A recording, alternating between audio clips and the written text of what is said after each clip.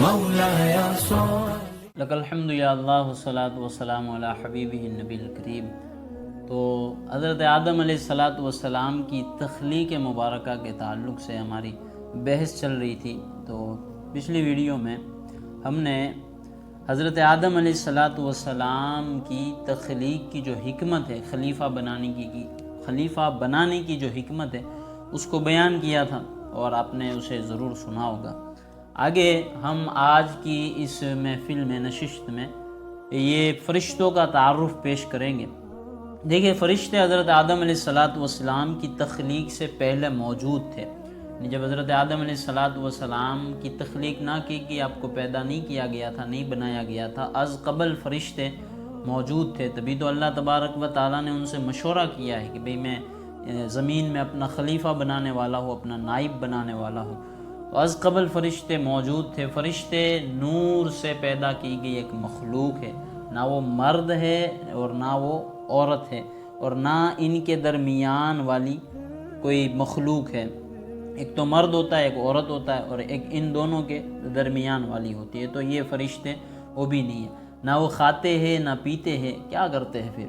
تو وہ وہی کرتے ہیں جو اللہ تبارک و تعالیٰ نے انہیں حکم دیا ہے۔ کسی کو ہوا چلانے کے لیے، کسی کو پانی برسانے کے لیے، کسی کو جو ہے نظام انہضام کو درست رکھنے کے لیے، کسی کو روزی پہنچانے کے لیے، کسی کو انسان کے نامہ اعمال لکھنے کے لیے، کسی کو قبر میں سوال جواب پہنچانے کے لیے، کسی کو جو ہے قبر میں عذاب دینے کے لیے۔ تو فرشتے مختلف جگہ پر مختلف کاموں میں مصروف ہے۔ کوئی پہلے آسمان پہ، دوسرے تیسرے چوتھے پر اللہ تبارک و تعالیٰ کی عبادت حمد و ثنا کرتے ہیں، اور رب العزت کی بارگاہ میں بڑے مقرب اور عظیم الشان جو فرشتے ہیں، جن میں سے 4 نام آتے ہیں کہ جو سب سے افضل فرشتے ہیں۔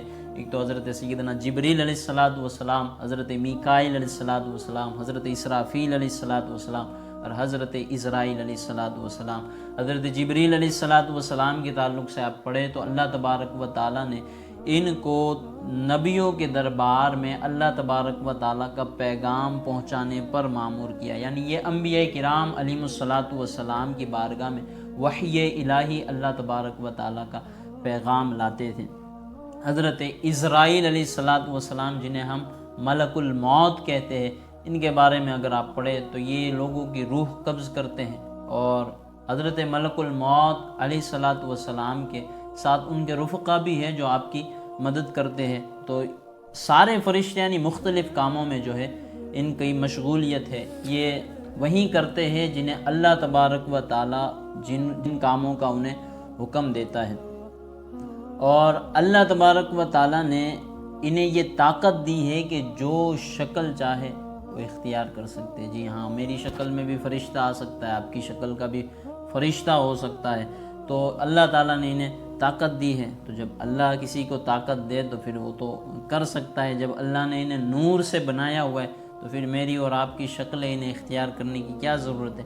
لیکن انسانوں کے امتحان کے لیے کبھی کبھی فرشتے حاضر بھی ہوتے ہیں انسانوں کے پاس، لیکن پتہ نہیں ہوتا۔ جیسے بارگاہ رسالت معاب صلی اللہ علیہ وسلم میں جب بھی حضرت جبریل علیہ الصلاۃ والسلام تشریف لاتے تو حضرت دحیہ قلبی، جو کہ میرے آقا کے صحابی ہیں اور بڑے حسین و جمیل صحابی تھے، تو حضرت جبریل جب آتے تو اکثر حضرت دحیہ قلبی کی صورت میں حضور علیہ الصلاۃ والسلام کی بارگاہ میں آتے، اور کبھی کوئی دوسری صورت بھی اختیار کر لیتے۔ جیسے حضرت فاروق اعظم کی وہ حدیث مبارکہ ہے کہ ایک شخص آیا اور حضور نبی کریم کے پاس بیٹھ گیا، وہ مدینے کا نہیں تھا اور سفر کے آثار بھی اس پر نہیں تھے کہ بھئی یہ مسافر ہے، اتنی دور سے آیا ہے تو سفر کے کچھ آثار تو ہونے چاہیے نا، کوئی دھول مٹی گرد لگی ہو، کپڑے میلے ہو، تو ایسا کچھ بھی نہیں تھا۔ جب وہ چلا گیا نا تو ہم نے رسول اللہ صلی اللہ علیہ وسلم کی بارگاہ میں عرض کی تو حضور نے فرمایا یہ حضرت جبریل تھے جو تمہیں تمہارا دین سکھانے کے لیے آئے۔ تو فرشتے کو اللہ تبارک و تعالیٰ نے یہ اختیار دیا ہے کہ جو شکل چاہے وہ اختیار کر سکتے۔ اچھا، یہ کھانے پینے اور دیگر انسانی عوارض سے بھی پاک ہے اور بے نیاز ہے۔ اچھا، فرشتے معصوم ہیں، ان سے کوئی گناہ ہو ہی نہیں سکتا، کیونکہ اللہ تبارک و تعالیٰ نے انہیں جن کاموں کے لیے پیدا کیا ہے یہ اس سے ہٹ کر کوئی کام کرتے ہی نہیں۔ فرشتوں کے تعلق سے یہ فرمایا گیا کہ جن فرشتوں کو اللہ نے کہا نا تم سجدہ کرو تو وہ آج بھی سجدے میں، جب سے انہیں پیدا کیا تب سے لے کر آج تک وہ سجدہ ہی کر رہے ہیں، جن کو رکوع کا حکم ہے وہ رکوع کر رہے ہیں، جن کو تسبیح و تہلیل کا حکم ہے وہ تسبیح و تہلیل کر رہے ہیں۔ تو جن فرشتوں کو اللہ تعالیٰ نے جو حکم دیا ہے انہوں نے وہی کیا ہے۔ اچھا، فرشتے جو ہے، ایک تو یہ ہوتا ہے نا کہ جان بوجھ کر بندہ کوئی گناہ نہ کرے، لیکن فرشتے جو ہے وہ بھول سے بھی کبھی گناہ نہیں کرتے۔ ان ساری چیزوں سے بھی فرشتوں کو اللہ تعالیٰ نے پاک رکھا ہے۔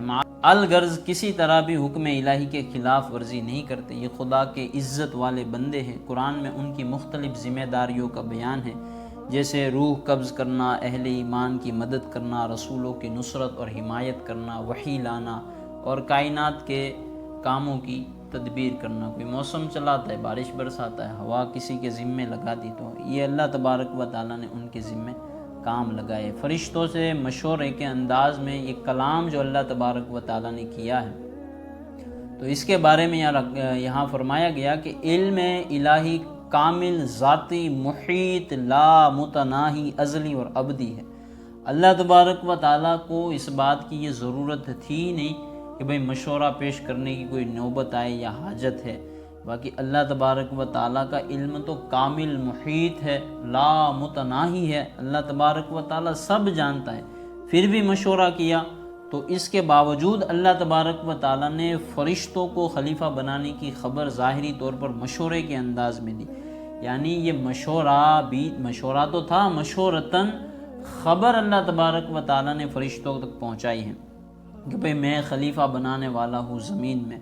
تو اس میں حکمت یہ ہے کہ فرشتے تخلیق آدم کی حکمت دریافت کریں، یعنی اللہ سے پوچھے کہ مالک اگر خلیفہ بنا رہے تو پھر کیوں بنا رہا ہے، تو دریافت کرے، اور ان پر خلیفہ کی عظمت اور شان ظاہر ہو کر پیدائش سے پہلے ہی جسے خلیفہ کا لقب عطا کر دیا گیا اور آسمان والوں کو ان کی پیدائش کی بشارت دی گئی، یقیناً وہ کوئی عام ہستی تو نہیں ہوگی۔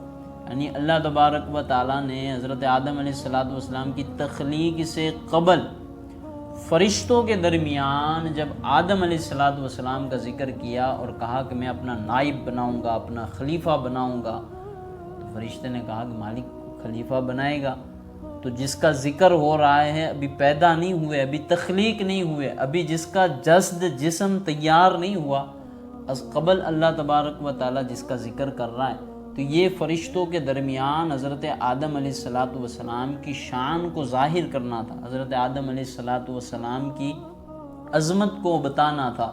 تو اس لیے اللہ تبارک و تعالیٰ نے یہاں مشورے کے انداز میں فرشتوں کو یہ خبر دی۔ اور یاد رکھیں، فرشتوں نے جو کہا کہ یہ زمین میں فساد کریں گے، تو اس سے فرشتوں کے معاذ اللہ یہ مطلب نہیں کہ انسانوں سے ان کی کوئی حسد تھی اس لیے فرشتوں نے کہا کہ مالک انہیں کیوں بنائے گا، بلکہ دیکھیں اللہ تبارک و تعالیٰ کی بارگاہ میں یہ عرض کرنی تھی کہ مالک اگر تو انسانوں کو اپنی عبادت کے لیے بنا رہا ہے تو ہم تیری عبادت کرتے، ہم تو تیری تسبیح کرتے، تیری پاکی کو بیان کرتے، تو پھر مالک ہم ہیں نا تیری عبادت کرنے کے لیے، پھر انسان کو کیوں بنا رہا ہے؟ تو یہ جو تھی یہ فرشتوں کا قول تھا، اور اللہ تبارک و تعالیٰ کی بارگاہ میں انہوں نے دریافت کیا، اور کسی حسد کا متوسل فرشتوں سے کیا بھی نہیں جا سکتا، کیونکہ اللہ نے انہیں معصوم پیدا فرمائے۔ ان کی عرض اظہار تعجب اور خلیفہ بنانے کی حکمت معلوم کرنے کے لیے تھی۔ گویا انہوں نے یوں عرض کی، اللہ انسانوں کی پیدائش میں کیا حکمت ہے، حالانکہ یہ لوگ زمین میں فساد کریں گے، خون بہائیں گے، اگر اس تخلیق کا مقصد یہ ہے کہ وہ تیری عبادت کرے تو اس لیے تو ہم موجود ہیں مالک، جو دن رات کسی کوتاہی کے بغیر، اکتاہٹ کے بغیر تیری عبادت میں مشغول رہتے ہیں۔ تو یہ فرشتوں کا جو ہے اظہار تعجب تھا، بلکہ اور کسی چیز کی طرف ہم تصور بھی نہیں کر سکتے کہ فرشتوں سے یہ قول صادر ہو سکتا تھا، یا فرشتوں نے انسانوں کی طرف یہ جو کہا نا کہ یہ خون ریزی کریں گے، یہ فساد پھیلائے گی، یہ تو جھگڑا کریں گے، بھائی بھائی کا قتل کرے گے، اسے کیوں پیدا فرما رہا؟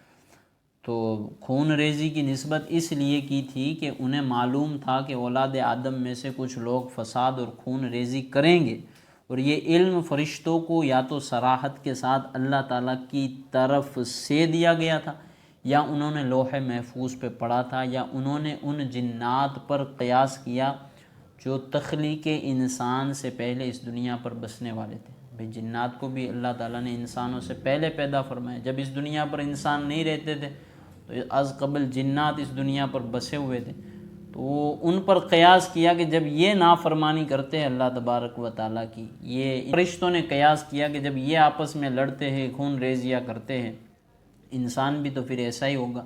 تو انہوں نے قیاس کیا تھا۔ آدم سے پہلے اللہ تعالیٰ نے فرشتوں سے مشورے کے انداز میں کلام فرمایا۔ اس میں ہمارے لیے یہ تعلیم ہے کہ ہم بھی کوئی اہم کام شروع کرنے سے پہلے اپنے ماتحت افراد سے مشورہ کر لیا کرے۔ اس کا فائدہ یہ ہوگا کہ یا تو مزید کوئی اچھی رائے مل جائے گی جس سے کام اور زیادہ بہترین طریقے سے ہو جائے گا، اور کام سے متعلق جو کام ہم نے کرنا ہے اس کام سے متعلق ماتحت افراد کے ذہن میں موجود خلش کا ازالہ بھی ہو جائے گا۔ تو مشورہ کرنا چاہیے۔ کام ہے تو بندے کو سمجھ نہیں آ رہی، جب مشورہ کرے گا سارے دوست احباب یا گھر والے، ماں باپ، بھائی بہن، اس بات جب ان کے سامنے بات رکھے آپ، تو جب مشورہ پیش کیا جاتا ہے نا تو ہر ایک کی ذہنی سطح، سوچنے کی صلاحیتیں الگ الگ ہوتی، ساری طرف سے جب باتیں پیش کی جاتی ہیں نا تو کوئی ایسی بات بھی ان میں ہوتی ہے کہ وہ ہمیں کام آ جاتی ہے۔ اللہ پاک ہمیں حضرت سیدنا آدم علیہ السلام کی سیرت مبارکہ سے خوب برکتیں حاصل کرنے کی توفیق و سعادت عطا فرمائے، خوب برکتیں عطا فرمائے۔ آمین بجاہ النبی الامین صلی اللہ علیہ وآلہ وصحابہ وبارک وسلم۔ میں خطا بار بار کرتا ہوں، میں خطا بار